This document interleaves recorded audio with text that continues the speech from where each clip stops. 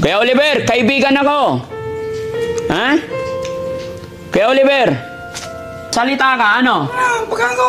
Pagkain mo. Meron pa eh. Ubusin mo muna.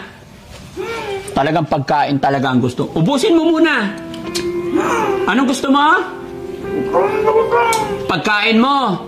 Huwag kang mag-alala, ha? Hindi ako alis dito hanggat hindi ka nabusog. Marami na siya nakain, mga kababayan. So, sir, pakakawalan na ni Daddy Frankie para mapaliguan na. Mabihisan natin. May naka-ready na po bang damit niyan? Kahit short tsaka t-shirt lang, wag na pantalon. Kasi pag pantalon, pag tumae siya, steady dyan. Pero pag short, malalaglag. Madali pang matuyo. Kaysa pantalon talagang hindi natutuyo. Kuya! Lalabas tayo, ha? Maligo tayo, ha? Behave ka lang, ha? Halika, samahan mo ko. Halika, dali. Halika, ligo tayo. Maligo daw. Mga kababayan, grabe yung kapal na yung tae na natuyo dito. Halika, Kuya Oliver. Kuya Jesse, ilabas natin siya kasi pag dito tayo, makapal ang tae dito. Eh, tabi mo na lang muna yan. Kuya Oliver, halika. Labas tayo. Halika, dali. Ay, hawakan mo isa. Pasok ka, pasok. Hawakan mo yan. Kunti-kunti lang. Opya!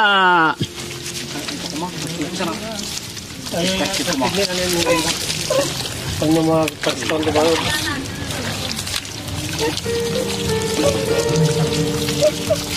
Pa, gunting pa. Wait lang.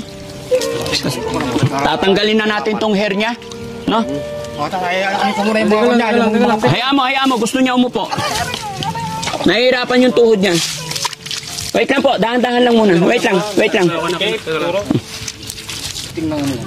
Kuya Oliver, putulin ko na yung hair mo, ha? Okay lang? Kunti na lang. Yun!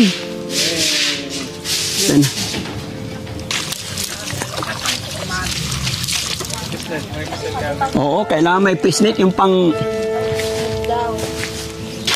Kaya Oliver, magbihis tayo, ha? Ha? Giniginaw ka na?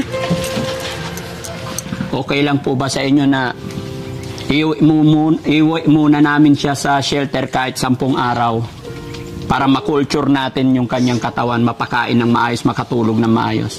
Oo, sir. Salamat, sir. Yan ang plano nyo. Okay lang po sa inyo? Oo, sir.